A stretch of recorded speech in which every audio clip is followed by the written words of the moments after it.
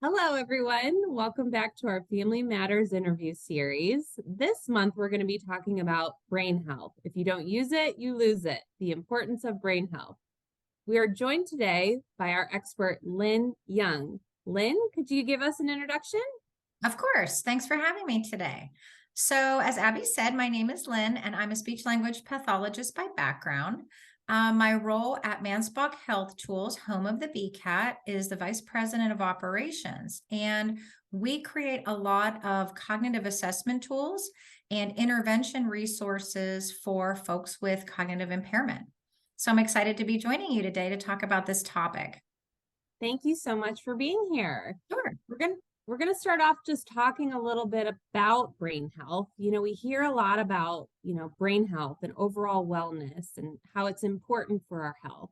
Can we start by just defining it? What is brain health?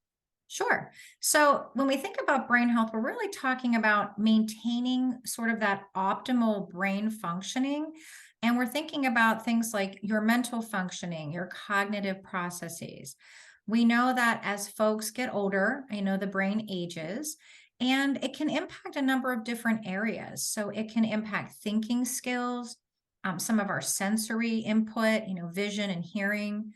It can definitely impact social and emotional or behavioral issues and even motor functioning. So, having a healthy brain really allows people to live their life to the fullest and maintain their independence for as long as possible. We know older adults, especially, are often concerned with their brain health and maintaining their brain health as they age.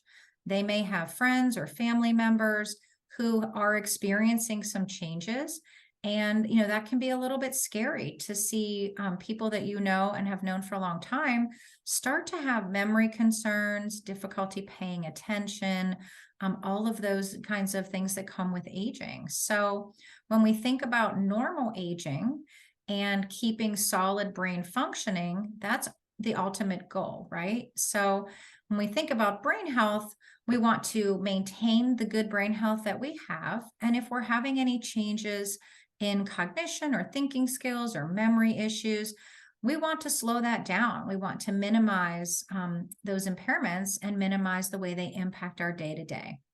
Does that help?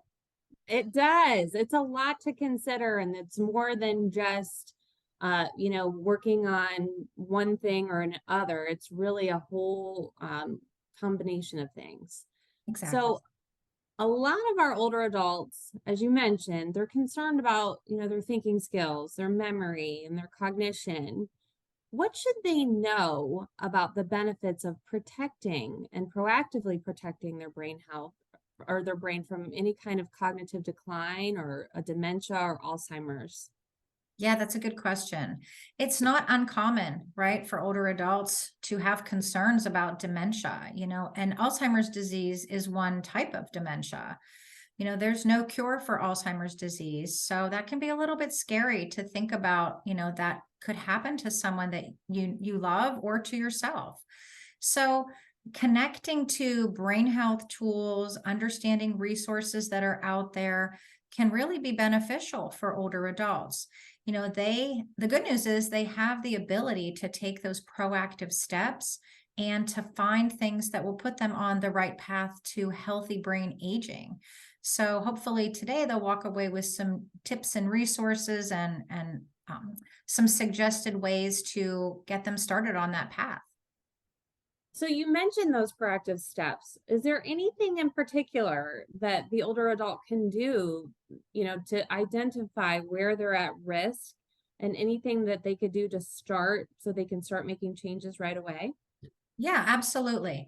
So I can think of about three key ingredients to getting started on a brain health journey. The first one is to participate in some type of screening. Memory or cognitive screenings can be really helpful to help people understand if they are having any changes. So we know with early identification, you get connected to resources sooner and can start to address any concerns that you might have. So, step one would be connecting to some type of screening tool or programming. The second would be to start understanding how lifestyle choices and daily habits can impact overall health and particularly brain health. So things like, nutritional choices, eating a healthy diet, engaging in physical activities, not smoking, maintaining a healthy weight, those can all contribute to not only your overall health, but also your brain health. So lifestyle. And then the third item that I would like to suggest is making sure everyone is connected to exercises or activities that continue to challenge your thinking, to work on your memory or attention. We know there's lots of evidence out there that tells us participating in challenging exercises for the brain actually has a positive impact. So those are all really good sort of ways to get started. And when we think about cognition and thinking and brain health, and an extra benefit of maintaining a healthy brain lifestyle is not only are you improving your thinking skills, but those thinking skills are really important for performing functional daily activities, right? Things like getting dressed and together for the day, managing your finances, driving, keeping track of all your medications and sticking to your medication routine.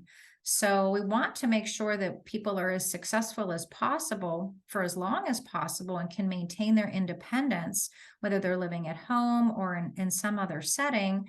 So having good cognition and good thinking skills actually is connected to maintaining your independence and having that great quality of life for as long as possible. Makes a lot of sense.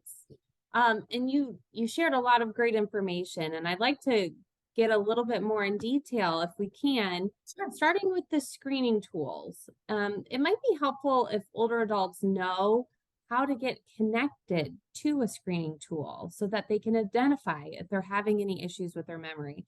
Can you tell us more about any of those screening tools and how they're used? Sure. So let me just start by defining what a screening tool is. So these are usually short questionnaires or activities where someone is posing questions, or maybe they're doing this through a self-administered questionnaire, and there's points assigned for each right answer. So if someone is doing a screening, those points total up to a score, and that score is normally going to reflect either they've done everything correctly and they're performing normally, they've had no changes, or it could show that there are some slight impairments or concerns that might need further addressed. So if there is a concern, what we want to do is identify that early on and then also be able to connect folks to that healthcare professional who maybe would do a more comprehensive evaluation, really kind of dive in and help that older adult decide, what are my strengths and weaknesses and what should I do next? So screening tools can be completed by your primary care physician, nurses can do these, psychologists, even rehab professionals like speech pathologists or occupational therapists. But I want to mention they can also be completed on your own. So if you're an older adult living at home and you're maybe not necessarily connected to healthcare professionals on a regular basis, there are some self-administered screening tools that you can use tomorrow to take a quick snapshot of how you're doing with your thinking skills. That would be ideal because a lot of times it's hard to, when you're at a doctor's appointment, you have all these things to talk about, and maybe you don't have time to discuss a screening tool. So that's good to know that there's self-administered options as well. If a family member is listening to our interview today and they want to go ahead and do a self-administered tool for their loved one and to do a screening, how would they go about in doing that? Yeah, great question. So the good place to start is to look for screening tools that are out there that are free, that you don't have to pay for. And one that I would recommend is connected to the ENRICH Brain Health Program. It's a free brain health program online. Anyone can access it. It's can be used by caregivers. So it could be the spouse of an older adult. It can also be used by adults or older adults.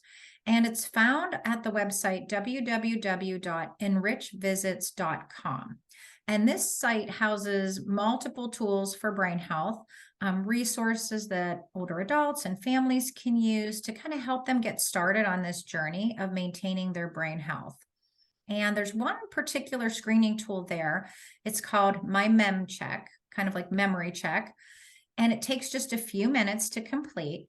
And once they've answered all the questions, it will actually generate a report and email that directly to the participant so they can see right away how they did. If they're having any concerns, there's an action plan attached, and it will tell them sort of what to do now. So those action plans might say, you're doing well, keep doing what you're doing. It might also say, there are some concerns identified, connect with your primary care physician or your healthcare provider and discuss next steps, which could be more comprehensive assessment. That's good to know. So something that's quick, it's easy, it's free, and it provides you with information on whether a full evaluation is needed. So that sounds like a great tool. You also mentioned your second point about some changes to make, to help live a brain healthy lifestyle. In particular, the lifestyle choices. Can you tell us a little bit more about those lifestyle choices? How would someone get started? Sure. So when you're thinking about healthy lifestyle choices, we hear a lot of information about best practices, what to do, what not to do for your overall health. And as I mentioned earlier, there can be some really specific things you can do to also support your ongoing brain health. At that same brain health site, that enrichvisits.com, there's another tool there that's available to older adults and or family members, caregivers, that they can use, that's called the ENRICH calculator. And what that does is, again, it's a self-administered questionnaire, and it takes them through a series of questions about their daily habits. What kinds of things do you do daily or weekly that can contribute to overall health, or that might have a negative impact on your health? We know that there can be items that will help lower risk and improve brain health, things like being physically active on a regular basis, participating in cognitive or thinking activities that are challenging, kind of that use it or lose it that came with the title. So knowing some things that you should be doing, as well as some things to avoid, can really be helpful to get people started on this journey of maintaining their brain health. So identifying lifestyle choices and risk factors is really a great first step. And the ENRICH calculator, similar to my MEM check, also gives immediate feedback and tells the participant, what they're doing right and what items they might want to think about incorporating into their daily or their weekly routines to help to benefit their brain health. So they have two options at that enrichvisits.com site. I love that. So they have two quick tools that they can use that it just takes a few minutes or less. It's a free brain health program, and they can just go to one site. I think that's great. Those are really good tips to share with our families listening in today. Great. You also mentioned in regards to the proactive steps to maintain a healthy brain. One step was working on, thinking activities and memory activities. There's a lot of things out there that can be very misleading to the older adult, things that you see on Amazon, you see workbooks in your neighborhood bookstore, you see, all kinds of brain games advertised. How do you know which books and activities are helpful? Are there any kind of specific tools out there that are backed by science? Yeah, that's a great point. And it can be really confusing for consumers to be able to identify things that are going to help promote brain health and kind of differentiate those from exercises or activities that might just be fun to do. So where I work at Mansbach Health Tools, we have a research center called the BCAT Research Center. And we've put a lot of time and energy into developing specific tools and resources that are backed by science, that have been validated by research and are proven to support this brain health journey. So we have a couple of different tools out there that I can speak about today. that might be great first steps for someone depending on their level of cognition. We know that there are people across the cognitive continuum. There may be some folks out there that are normally aging, doing really well. Their brain health looks good on my mem check, no changes in memory. And they may want something that's a little bit more challenging, a little bit more difficult, so that it's just hard enough that it's really working sort of their brain and their thinking skills. And we may have folks at the other end of the continuum that maybe have some impairment. Maybe they have a dementia diagnosis and they're living with dementia, and they have some maybe moderate memory impairment. And they're looking for something that's maybe not quite as challenging, but that still offers stimulation and meaningful engagement so that they too can continue on their brain health journey. So there are different tools and resources out there for people across the continuum. So I'll just talk about a few of them. The That'd be Working great. Memory, okay, the Working Memory Exercise Book Home Edition offers a variety of activities around memory and attention skills. We know those are important. As we mentioned earlier, if you're going to manage your medications, if you're still driving, doing your taxes, sort of those high level activities, you really have to have solid attention skills, the ability to concentrate, and you need to have good memory and planning or organization skills to do daily activities. So this particular book targets those areas. And we know that those areas are really the building blocks for being successful in functional tasks and being independent. This particular book offers both basic and complex exercises. So there's something for people with different needs. And it's challenging enough that it's going to sort of work their thinking skills, but it's not frustrating. We don't want this to be frustrating for people. We want it to be just hard enough to be sort of the just right challenge. So that's one option that's out there. We also have another book called Brain Sharp, and this similarly has activities that work on some of those sub-skills like attention, but this book is a little bit different. So instead of having basic and complex exercises, this includes some fun, familiar activities that lots of older adults have probably done at some point: mazes, word scrambles, and word searches. And, these actually have some good benefits around them. They're designed to, again, help with that everyday functioning, improve that cognitive performance. And these can even serve as a cognitive workout routine, if you will, like a little mini home program to keep people on track for doing exercises every day. We know that if folks do at least 15 minutes a day, 5 days a week, they can actually lower their risk for cognitive decline. So those are two really good options.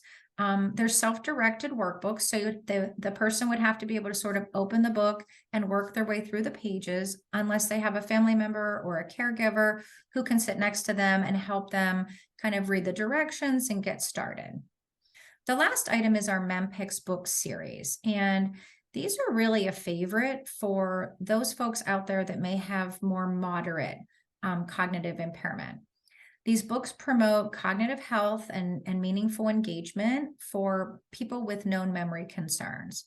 Again, they're based on science, and they're really enjoyed by older adults and their family members because they go back and help engage people in interesting things about their their previous experiences or their current experiences. So roles they may have had, places they may have gone, activities they may have enjoyed.